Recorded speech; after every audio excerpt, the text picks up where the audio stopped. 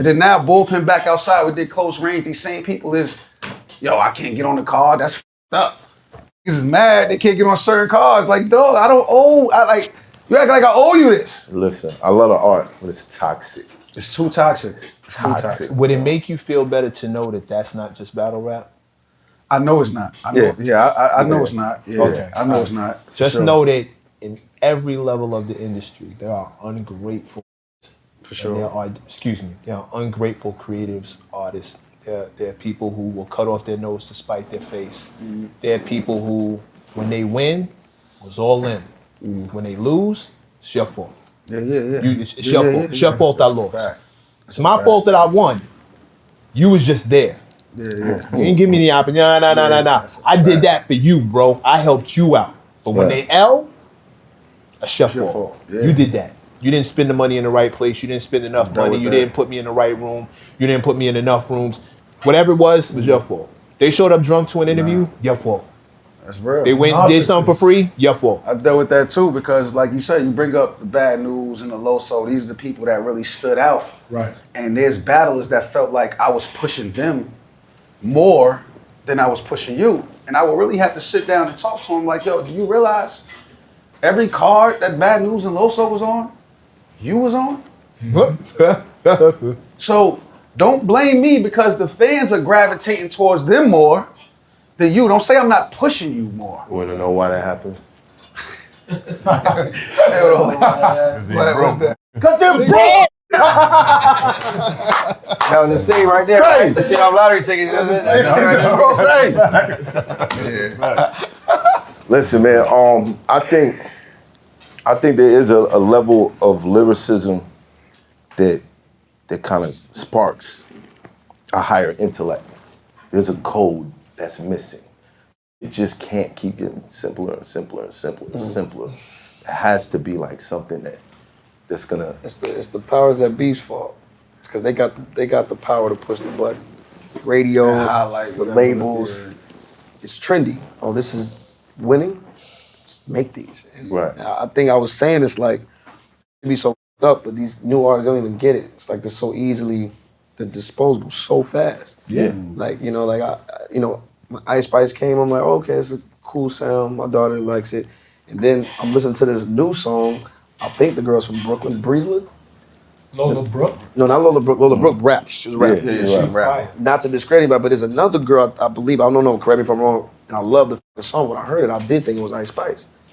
But it's to show you, like, not saying it's her fault, whatever, but whatever's winning, you're gonna go with. And you got the record labels that stand in green, it's nothing, put it out, fizzles out, you catch the next one, fizzle out.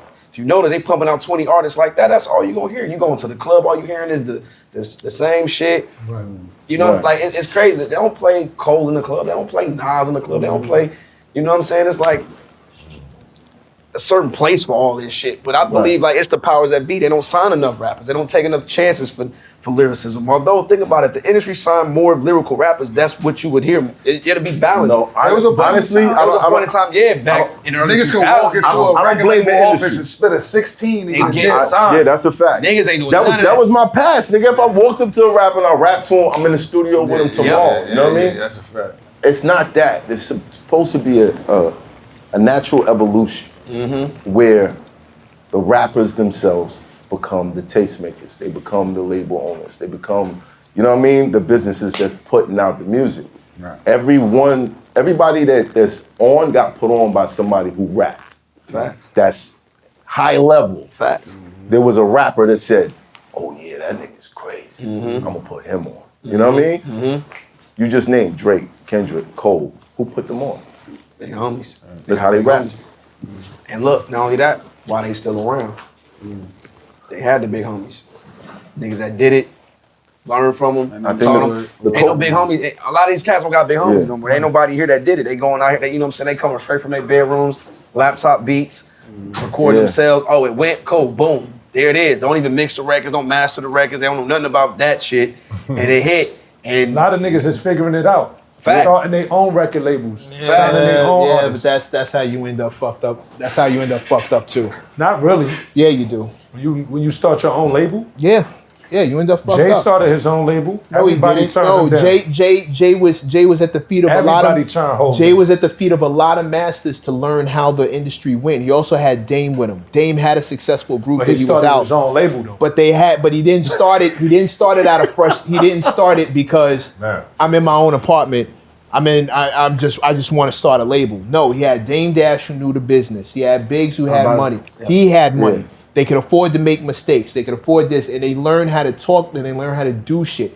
Most of these dudes come out their house with a record. You don't know how to talk to niggas. Yep. You don't know the spots you're supposed to go to. Yep. Somebody say something that you don't like, you take it personal. They give you a deal where they're trying to get the best out of it. Fuck you, nigga. I don't do business with niggas I don't fuck with.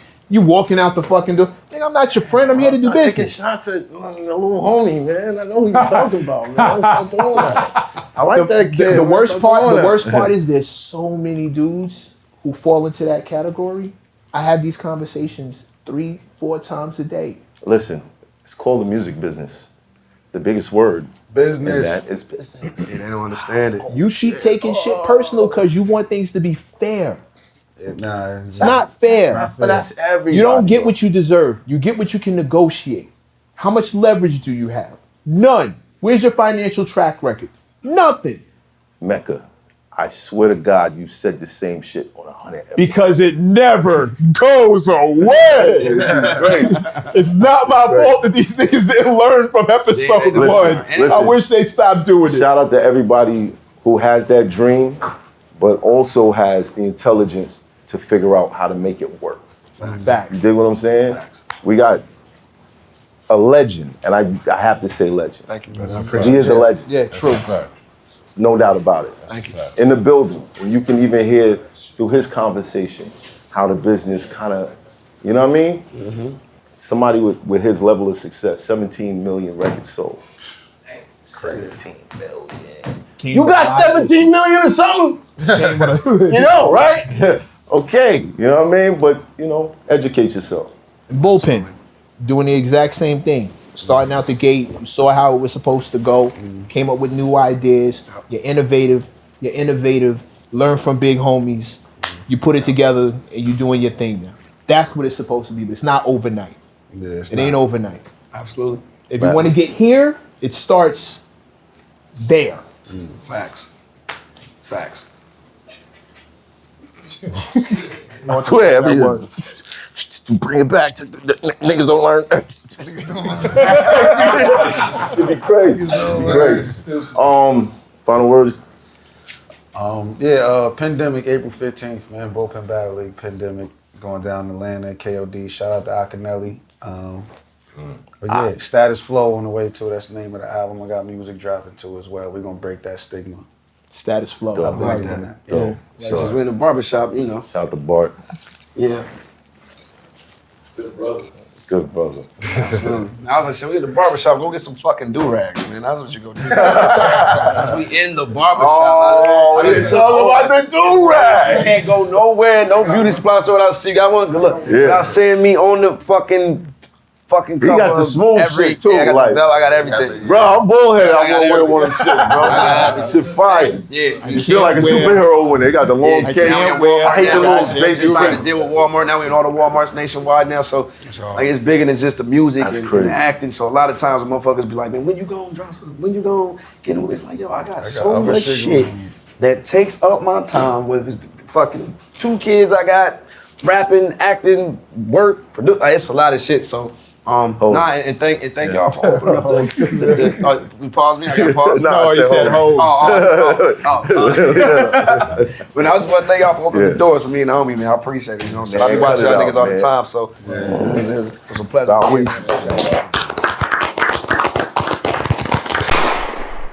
It's hot for trapper turn smack rapper. Only smack rapper that you know is smack rappers. Got bars I can hang with the backpackers. Trap star, I don't hang with the backpackers. I'm in the hood with the work you heard. Making fiends leave earth you heard. Got your baby mama thirst you heard. Feel the flow, nigga, throw it in reverse. This the wave you need to surf you heard.